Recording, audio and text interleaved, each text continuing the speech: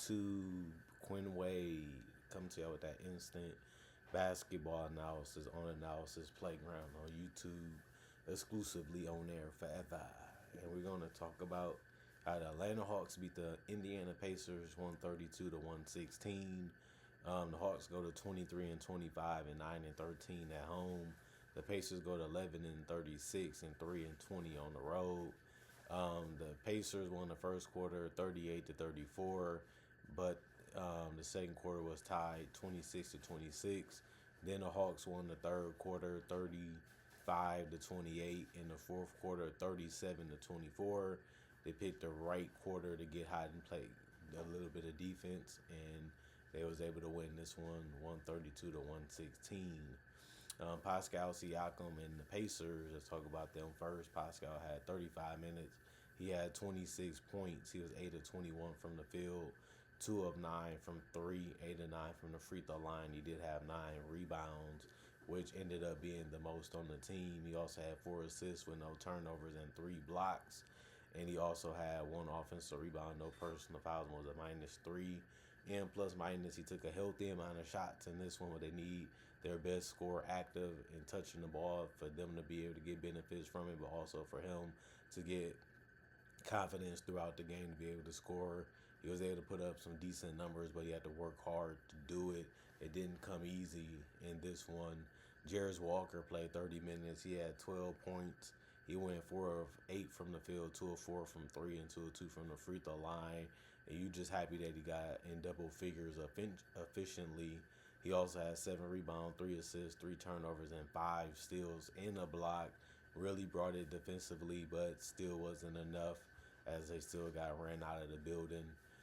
2 offensive rebound, 1 personal foul, 0 and plus minus. Andrew Nembhard, he played 30 minutes, but the problem was he only had 6 points because he went 3 of 10 from the field, 0 of 2 from 3, and 0 of 1 from the free throw line. The best thing he did was have 13 assists, but he still needed to put up some points on the board if they was going to be able to have a chance to win this game, which he wasn't able to do. 5 rebounds, 4 turnovers, 1 steal, 1 block for him. 1 offensive rebound, 1 personal foul, and a +2. And plus minus, Aaron Nesmith, 29 minutes, 18 points, 6 of 11 from the field, 3 of 6 from 3, 3 of 4 from the free throw line.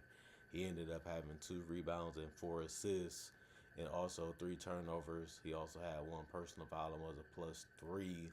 And plus minus, they needed somebody to score. He can drive, he can shoot, and he can also get to the free throw line and make the extra passes. And he did all of those things tonight. It helped, but not enough to help get the win. Johnny Furphy, 18 minutes for him.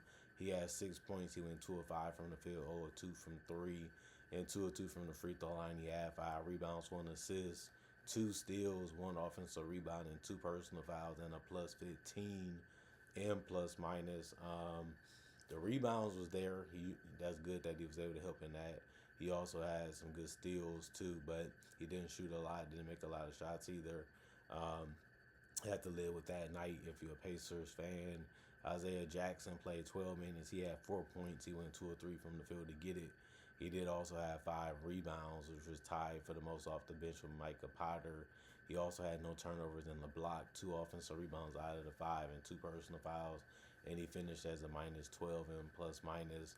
Jay Huff, 3 minutes, 3 points because he made his only shot, which was a 3. It was wide open at the top of the key-ish. And then he also had 1 rebound, 1 assist, no turnovers, and no personal fouls, and was a -3 and plus minus. And Micah Potter played 20 minutes. He had 4 points. He went 2 of 8 from the field and 0 of 4 from 3. Of course, they needed some of them threes to fall and some of the other shots like layups and finishes to fall too. But it didn't happen. He did have 5 boards, like I said before, 1 assist, 2 turnovers, and a steal, 2 personal fouls, and a -19 and plus minus. And then TJ McConnell, 18 minutes, 16 points, 7 of 11 from the field. He missed his only 3. He also went 2 of 2 from the free throw line. He had 1 rebound, 3 assists. 3 assists ended up being the most off the bench. He also had 2 turnovers and a steal. 1 personal foul and was a -18. And plus minus did a good job of getting to the basket, good job of hitting some perimeter shots and trying to make some decent, fast, quick passes that can lead to the baskets. Sometimes he coughed it up, sometimes he didn't. Ethan Thomas, 1 rebound. He ended up having no turnovers and no personal fouls. It was a -1 and plus minus. Ben Shepherd played 14 minutes. He had 2 points. He was 1 of 3 from the field, 0 of 2 from three. He also had one turnover, one personal foul, and a -17. And plus minus 1 minute for Quentin Jackson. 3 points. He went 1 of 2 from the field. He missed his only three and went 1 of 2 from the free throw line. He also had no turnovers, no personal fouls, and a -1. And plus minus 25 minutes for Benedict Mathurin. He also had 16 points, tied with TJ McConnell for the most off the bench. He just went 6 of 10 and 2 of 3 from the 3-point line and the free throw line to get his. He also had 2 rebounds, 1 assist, and a turnover with a steal and one personal foul. He was a -25 and plus minus. And then Cam Jones played 1 minute. He ended up having no turnovers, no personal fouls, and was a -1 and plus minus. And then you look at the Atlanta Hawks. He ended up, they ended up playing a good game. The only starter to not score in double figures on their team was Corey Kispert. He tried to attack the basket. He tried to hit shots from the 3-point line, but he only finished 2 of 8 from the field and 0 of 4 from three. He did go 3 of 3 from the free throw line and finished with 7 points in only 17 minutes. He also had 3 assists, 1 turnover, 1 personal foul, and a -25 and plus minus. Onyeka Okongwu, 31 minutes, 12 points, 5 of 13 from the field, 2 of 6 from three. He had 10 rebounds, so he finished with a double-double. He also had 2 assists, 1 turnover, and a block, 2 offensive rebounds, 3 personal fouls, and a +7 and plus minus. He kept getting open. It was just about, can he put the ball in the basket when he gets the ball. Sometimes he was able to do it, sometimes he wasn't. But that's the type of style and the type of thing he does each and every game or tries to do. Jalen Johnson, 35 minutes, 15 points, 5 of 19 from the field, 1 of 7 from three, 4 of 4 from the free throw line. He finished with 7 rebounds and 6 assists. The problem was he wasn't efficient, and he took some shots that he should have been making. It just was a bad offensive night all around from him, because he also had 6 assists, but he had 4 turnovers. With that, he really struggled to get anything going consistently in this game, and that was one of the problems for him. 4 steals, 1 block, 2 offensive rebounds, 1 personal foul, a 0 and plus minus for him. Nickeil came out to get buckets, and that much he did. 34 minutes, 21 points, 5 of 13 from the field, 5 of 10 from three, and he also went 6 of 6 from the free throw line. That was really good to see. He also had 3 rebounds and 3 assists, but he had 4 turnovers, and he also had 3 steals and a block and 3 personal fouls, and was a +10 and plus minus. He just finding a lot of ways to put that ball in the basket, finding what works and what doesn't work. That's something that he's still going to have to continue to try to figure out each and every game. And he's just trying to be one of the better players in the league. He's putting up numbers like it. He's getting opportunities like it. And we're starting to see some type of results. And now we just need him to continue to push himself to be even better. And then he may be an all-star one day in the Eastern Conference. You never know.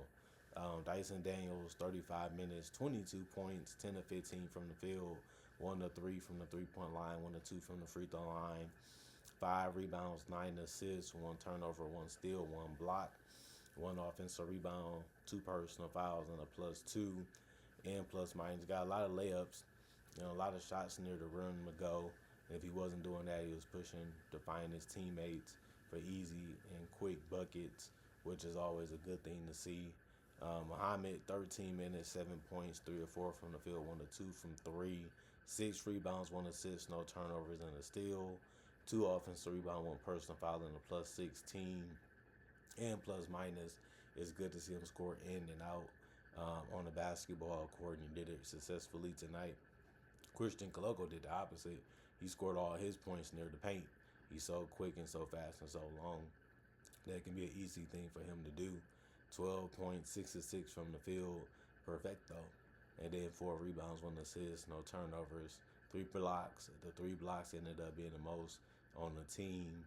And he also had 1 offensive rebound, 4 personal fouls, was a +9 and plus minus. And then CJ McCollum, he's been coming off the bench and being the bucket for him. 28 minutes, 23 points. He was 9 of 15 from the field and went 5 of 7 from three. He's just a guy that can score so easily, whether it's a jump shot, floater, or a layup or free throws. It's not that hard for him to put the ball in the basket, honestly. And he is big and strong enough to be able to also get contact or blow past you with his handles. And if he's not doing that, he's shooting over you or shooting past you with a pass. And he has 7 assists. He's capable of doing that. He can run the offense from time to time if he wants to, and if the team wants him to. He also had 8 rebounds, 2 turnovers, 2 steals, and a block. One offensive rebound, 4 personal fouls, and a plus 27 and plus minus. And then Luke Kennard, 23 minutes, 13 points, 4 of 4 from the field, 3 of 3 from three. Left him open. He's a decent shooter, and he was able to knock him down. And when he wasn't doing that, he was knocking down free throws since they fouled him. 2 of 2 from the free throw line. And he also made his 2-pointer, so he went 4 of 4 from the field. Really, really good game of scoring efficiently and effectively. 2 rebounds, 3 assists, 1 turnover, 1 personal foul, and a plus 26 in plus minus. And Keaton Wallace, 1 minute. He ended up doing nothing in the game because of that. It was a +2 and plus minus. And then Krejci only played 6 minutes. He missed a three. That was his only field goal. He had a rebound, no turnovers, no personal fouls, and a +6 in plus minus. And then you look at the comparisons of both teams. 98 field goals from the Hawks, they shot 50%. 93 for the Pacers, 46%. 35 3-pointers by the Pacers, they shot 29%. They shot 43, the Hawks did 42%. That's how they stayed in the game and was able to win it. They shot the ball better, and they also shot 17 free throws and made 94% of them, while the Pacers shot 25 and only made 80% of them. 46 total rebounds for the Hawks as a team, 42 for the Pacers, 35 assists for the Hawks, 31 for the Pacers, 14 turnovers for the Hawks, 16 for the Pacers, 11 steals for the Pacers, 11 also for the Hawks, 9 blocks for the Hawks, 7 for the Pacers, 9 offensive rebounds for the Hawks, 7 for the Pacers, 37 defensive rebounds for the Hawks, 35 for the Pacers, 20 personal fouls for the Hawks, 12 for the Pacers. And then the game was over, and the Pacers hung in there early. They couldn't keep it up. They couldn't get it done. Hawks got some shots to fall. Next thing you know, they found ways to get good shots throughout the entire game. Then it was just about making them. They made enough of them to shoot 50%. Then they also shot good from three, and they also played a little bit of defense. And the Pacers settled a little bit too. Next thing you know, the game was out of reach, and the game was over for the Pacers. And next thing you know, the Hawks ended up getting an easier win than they probably thought that they would get. But a win is a win anyway, so they should be just happy that they got it, no matter if it was a blowout or if it was close. Because the Hawks need to get back into a playoff position after they got rid of Trae Young. That should be their goal, is to be a playoff team by the end of the year. They got enough talent to be able to accomplish it. They got enough talent to be able to do it. So that should be something they should be working hard to do. I'm not saying like they wasn't doing it before, but this team has a lot of guys that's available, a lot of guys that's playing, a lot of guys that's hungry to prove themselves. If they coach them and get them all on the same page, they can be a very good team in the East. We just haven't seen it enough. Other than that, comment, like, subscribe, share, hit the notification bell to get that analysis when it first come out. Y'all stay blessed up. Y'all stay good. Peace. And I'll see y'all later today, hopefully, with more analysis.